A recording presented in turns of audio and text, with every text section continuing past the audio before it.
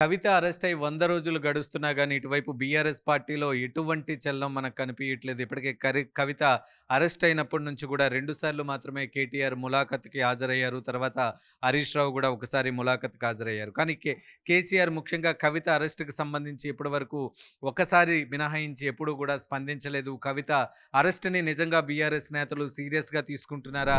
లేదా? అనే సందేహాలు ఇప్పుడైతే సర్వత్రా వ్యక్తమవుతూ ఉన్నాయి. రాజకీయాల్లో కీలకంగా వ్యవహరించిన కవిత ఎంపీ ఎలక్షన్స్‌కి బిఫోరే అరెస్ట్ అయ్యారు. మార్చి 15వ తారీఖున కవితని ఈడీ అరెస్ట్ చేసింది. ప్రధానంగా ఢిల్లీ లిక్కర్ స్కామ్‌లో కవిత పాత్ర ప్రధానంగా ఉన్నట్టుగా నిర్ధారించుకున్న తర్వాత 2 రోజులు సోదాలు చేసిన తర్వాత కవితని అదుపులోకి తీసుకున్నారు. అదుపులోకి తీసుకున్న తర్వాత విచారణ తర్వాత తీహార్ జైలుకి పంపించిన పరిస్థితులైతే కనిపిస్తున్నాయి. ఇవాల్టికి 100 రోజుల నుంచి కవిత తీహార్ జైల్లోనే ఉన్నారు.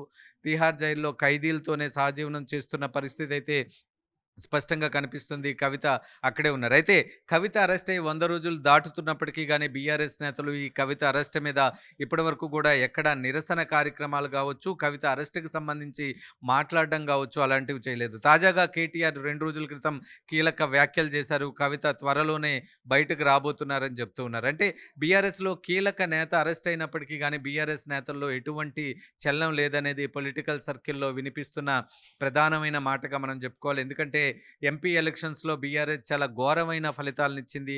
ఒకవేళ ఎంపీ ఎలక్షన్స్‌లో బీఆర్ఎస్ కాస్త మెరుగైన ఫలితాలు ఇచ్చినట్లయితే కేంద్రానికి బీఆర్ఎస్ ఎంపీల సపోర్ట్ ఖచ్చితంగా ఎన్డీఏకి కావాల్సుండేది. ఆ నేపథ్యంలో కవిత బయటకొచ్చే అవకాశాలు స్పష్టంగా కనిపించేవి. అయితే బీఆర్ఎస్ ఎంపీ ఎలక్షన్స్‌లో చాలా దారుణమైన ఫలితాలిచ్చిన నేపథ్యంలో ఆ ఫలితాల తర్వాత కవిత వస్తుందని బీఆర్ఎస్ క్యాడర్ అంతా భావించినప్పటికీ గూడా అప్పటికైతే ఫలితాలు చాలా డ్రాస్టిక్‌గా ఉండడంతో కవిత ఇప్పట్లో బయటకు రాదనేదైతే బీఆర్ఎస్ నేతలు ఒక అవగాహనకొచ్చినట్టుగా తెలుస్తుంది. అందులో భాగంగానే బీఆర్ఎస్ నేతల్లో కీలక నేతలైన ఎవరు గూడా కవిత అరెస్ట్‌కి సంబంధించి స్పందించడం లేదు. కవిత అరెస్ట్ తర్వాత పరిణామాలు చాలా కూల్‌గానే ఉన్నాయని జెప్పుకోవాలి. బీఆర్ఎస్‌లో కవిత చాలా కీలక పాత్ర పోషించారనే మనం జెప్పుకోవాలి. కేటీఆర్ తర్వాత కవిత నంబర్ 3గా ఉండేవారు. హరీష్ రావు నంబర్ 4గా ఉండేవారు. అంటే కేసీఆర్ దగ్గరికి ఎవరైనా వెళ్ళాలి అంటే ఈ కోటరీని దాటుకుంటూ వెళ్ళే పరిస్థితి అయితే ఉండేది. అలాంటి కీలకమైన నేత అరెస్ట్ అయిన నేపథ్యంలో ఇప్పటివరకు గూడా అంటే కేసీఆర్ గూడా కవిత అరెస్ట్‌ని లైట్ తీసుకుంటున్నారా అనే ఒక టాక్ అయితే వినిపిస్తుంది. కవిత ఫర్దర్‌గా ఏం చేయబోతున్నారు? ఇప్పటికే 3 సార్లు బెయిల్ కోసం పిటిషన్ వేసుకున్నప్పటికి గాని కోర్ట్ అయితే దాన్ని రిజర్వ్‌లో పెట్టిన పరిస్థితులైతే కనిపిస్తున్నాయి. కవిత జీహెచ్ఎంసీ ఎన్నికలకు ముందుగానే విడుదల కాబోతున్నారని కేటీఆర్ చెప్తున్నప్పటికీ గాని ఆ స్థాయిలో బీఆర్ఎస్ నేతలు కవిత అరెస్ట్‌ని ప్రజల్లోకి తీసుకెళ్లటంలో కాస్త విఫలమయ్యారనే మనం చెప్పుకోవాలి. అందులో భాగంగానే కవిత అరెస్ట్‌కి సంబంధించి దాదాపుగా 2 తెలుగు రాష్ట్రాలు మర్చిపోయిన పరిస్థితే కనిపిస్తుంది. ఇవాల్టికి 100 రోజులవుతుంది. కవిత తీహార్ జైల్లోనే ఉన్నారు. అక్కడ సాధారణ ఖైదీలతోనే ఆమె ఉంటున్న పరిస్థితి స్పష్టంగా కనిపిస్తుంది. రోజు పప్పన్నం తింటూ ఉన్నారు. ఖైదీలతో మాట్లాడుతూ ఉన్నారు.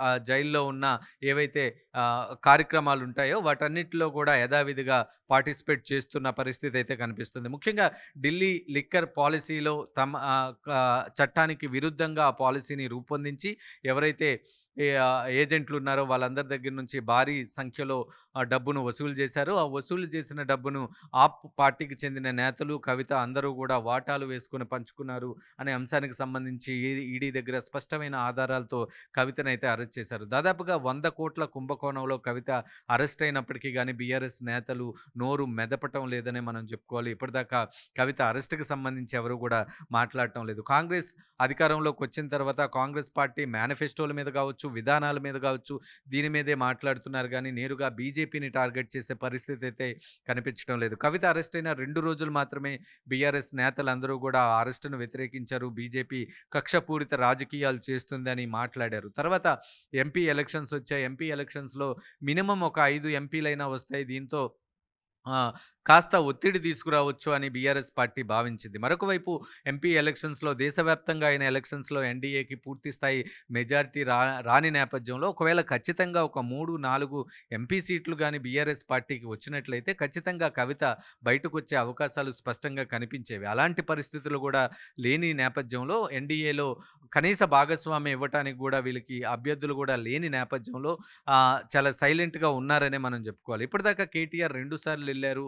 కవిత తన పుట్టినరోజును గాని, తన పెళ్లి రోజును గాని ఈసారి జైల్లోనే జరుపుకున్న పరిస్థితులైతే కనిపిస్తున్నాయి. ఈ తెలుగు రాష్ట్రాలకు సంబంధించి ఒక కీలక నేత తిహార్ జైల్‌లో దాదాపుగా 100 రోజులుగా ఉన్నప్పటి నుంచిగా ఉంటున్నప్పటికీ గాని, కవిత అరెస్ట్‌కి సంబంధించి గాని, కవిత ఏమయ్యారనే అంశాలకు సంబంధించి గాని బీఆర్ఎస్ నేతలు అసలు పట్టించుకోవటం లేదనే మనం చెప్పుకోవాలి. అయితే ఫర్దర్‌గా కవిత ఎప్పటికల్లా బయటకు రాబోతున్నారు అనే దాని మీద ఉత్కంఠ అయితే నెలకొంది. బీఆర్ఎస్ పార్టీ కేవలం రేవంత్ రెడ్డినే టార్గెట్ చేస్తూ ఉన్నారు. అరెస్ట్‌కి సంబంధించి బీజేపీని ఒక్క మాట కూడా అనటం లేదనే విమర్శలైతే వస్తున్నాయి. చూడాలి భవిష్యత్తులో కవిత అరెస్ట్ అంశానికి సంబంధించి బీఆర్ఎస్ ఒక ఎజెండాగా తీసుకొని ముందుకెళ్తుందా లేదా అనే అంశాలకు సంబంధించి.